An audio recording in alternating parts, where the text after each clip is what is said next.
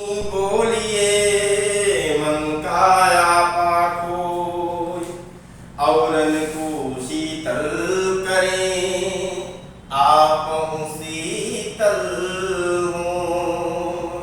मित्रों, दोहे से बिल्कुल स्पष्ट हो गया होगा कि आज मैं आप लोगों से चर्चा करने वाला हूं कबीरदास पर। मित्रों, कबीरदास हमारे परीक्षा के दृष्टिकोण से भी बहुत इंपॉर्टेंट है, तो मैं उन्हीं बिंदुओं पर चर्चा करता हूं कबीरदास से रिलेटेड जो हमारे परीक्षा के दृष्टिकोण से इंपॉर्टेंट है। तो मित्रों, अगर कबीर की बात करूं तो कबीरदास में जो कबीर शब्द है मित्रों, ये अरबी भाषा का शब्द है जिसका अर्थ मित्रों होता है महान।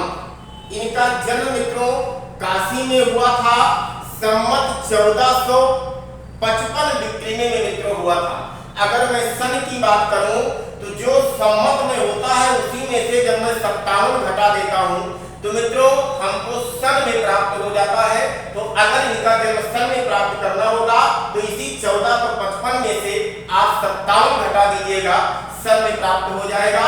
तो इनका जन्म स्थान मित्रों, इनका जन्म जो हुआ था कबीर बाबा का, ये हमारे काशी में हुआ था।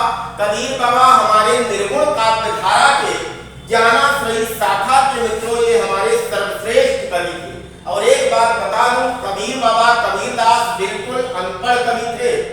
ये स्वयं इन्होंने लिखा है, कहा है अपने योग्यता के बारे में कि मस्त कागज छुयो नहीं, कलम गढ़ो नहीं हाथ। अर्थात मैंने कागज को कभी छुआ नहीं और कलम को मित्रों इन्होंने कहा कभी चलाया नहीं।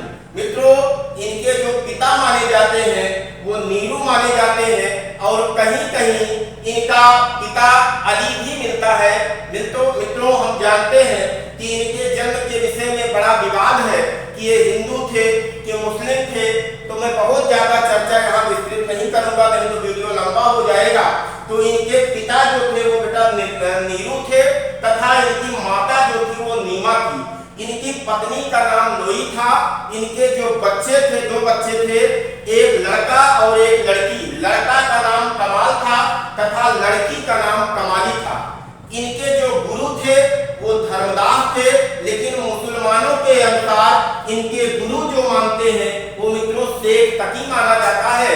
और कहा जाता है कि शेख तकी जो थे वो बादशाह सिकंदर लोदी के भी गुरु थे। और इन्हीं सिकंदर लोदी के कहने पर ही मित्रों कबीर को जंजीर में बांधकर गंगा में डुबोया गया था। तो मित्रों ये क्वेश्चन बड़ा इंपॉर्टेंट है, पूछा जाता है कि किसके कहने पर कबीर को जंजीर में बांधकर डुबाया गया।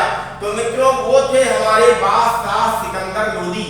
बादशाह सिकंदर लोदी के कहने पर ही कबीर को जंजीर में बांधकर गंगा में डुबोया गया था। इनके मित्रों प्रिय जो शिष्य थे कबीरदास के वो थे धर्मदास। क्योंकि कबीरदास जी पढ़े लिखे नहीं थे तो ये जो कुछ भी गाते थे, इनके जो प्रिय शिष्य, जो प्रिय चेला धर्मदास थे वो सारी चीजों को नोट कर लेते थे। नोट करने के पश्चात एक ग्रंथ का निर्माण हुआ जिसका नाम था बीजक ग्रंथ, जिसको मित्रों कबीर की वाणी का संग्रह कहा जाता है। लेकिन इस कबीर के वाणी के संग्रह को जो बीजक ग्रंथ है इसके जो संकलन करता है मित्रों, संकलन का मतलब होता है इकट्ठा करने वाले। तो इकट्ठा करने वाले इनके जो प्रिय शिष्य थे धर्मदास, उन्होंने बीजक ग्रंथ को लिखा अर्थात इकट्ठा किया। आगे चल करके ये जो बीजक ग्रंथ है मित्रों ये 3 खंडों में डिवाइड हो गया, शाखी, शबद और रामायणी में।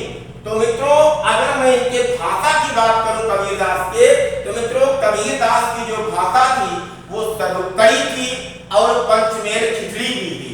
लेकिन ये जो सरुक्कड़ी मानी जाती है मित्रों, ये आचार्य रामचंद्र शुक्ल के अनुसार, आचार्य रामचंद्र शुक्ल जी मानते हैं कि कबीरदास की जो भाषा थी वो सरुक्कड़ी थी तथा डॉक्टर श्याम सुंदर दास जी जो इनकी भाषा मानते हैं वो पंचमेल मित्रों खिचड़ी मानते हैं। तो ये कुछ कबीरदास से रिलेटेड महत्वपूर्ण चर्चाएं थी जो आपके परीक्षा के दृष्टिकोण से इंपॉर्टेंट था, जिनको आपको जानना जरूरी था। तो मित्रों अगर ये वीडियो अच्छा लगा हो तो चैनल को सब्सक्राइब कर लें, ज्यादा से ज्यादा अपने यार दोस्त मित्रों को शेयर करें। धन्यवाद।